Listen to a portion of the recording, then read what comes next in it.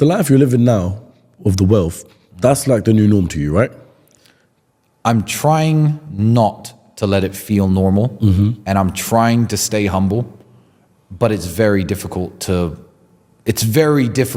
keep your mind switched on like it used to be 10 years ago in regards to the price of things. I don't know how much bread and milk are and various things like this. Or, when you spend money or when you buy a new car, the feeling of excitement isn't quite there like your first ever supercar. And I try my very best to think like the old Tristan. How would I feel at 19 if I had just booked this 140 grand private jet flight to Miami? How would I feel?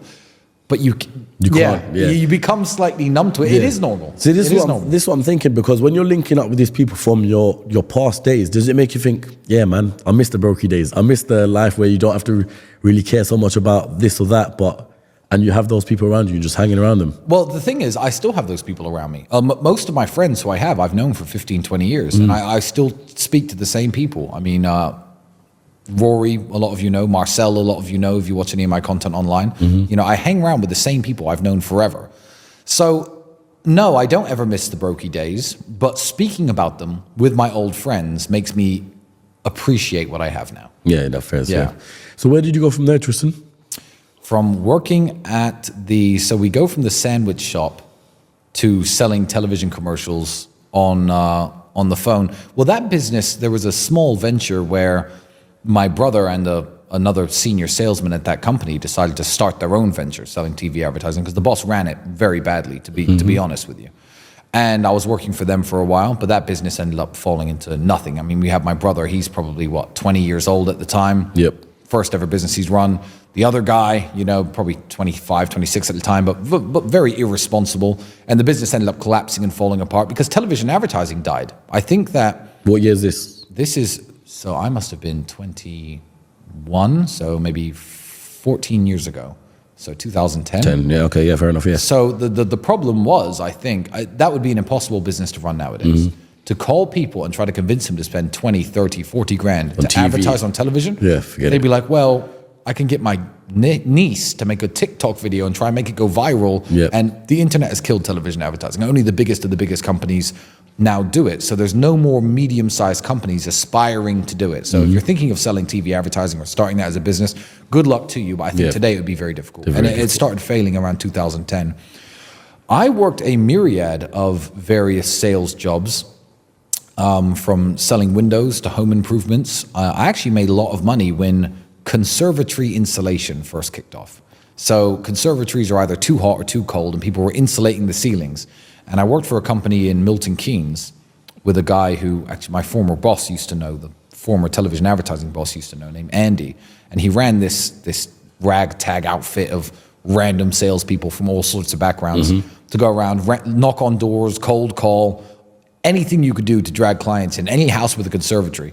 So I used to go out on rainy days or super hot sunny days or super cold days and leaflet houses in nice areas like Radlett, like Hitchin, like the areas close to Luton, where people had conservatories in their houses, and I'd follow up on the leads and stuff. And I was the top salesman at the company. Selling white gold. Yeah, and I was 22, 23, and I was making for myself well over £1,000 a week, which isn't bad, especially 10 years ago. Remember, £1,000 a week was a lot of money. It was a lot of money, and that was my first taste of ever actually having money. And when I mean having money, it means, which is crazy because my threshold on having money is very low because I've been very broke.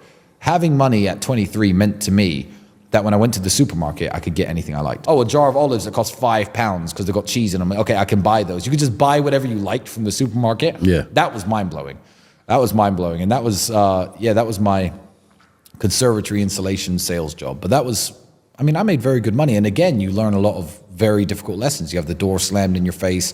You have people answer the door with their dog barking at you. What do you want? And you're like, hello, sir. Well, I've noticed you have a conservatory, and you're trying to pitch them. It's very difficult. And 2010, salesmen got better and better and stronger, and the science was refined, and the science of sales was perfected.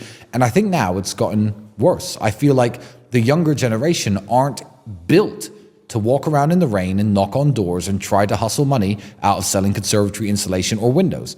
Windows are hard to sell, bro. Everyone has Windows. Yeah. Houses all have windows, and you have to knock on the door and convince him to get rid of his old ones and put the new ones in. buy It's new funny windows. because there was a Netflix series called White Gold, which is why I said it's called White Gold, right? And it was all on the idea of these sales guys' comedy show selling PVC. But the fact that they're basically just trying to sell this PVC as much as possible, telling these people to get rid of their old one for no apparent reason to get the new one in. It's exactly what I do. Like, that's a product there where you have to just learn to sell it properly. Yeah.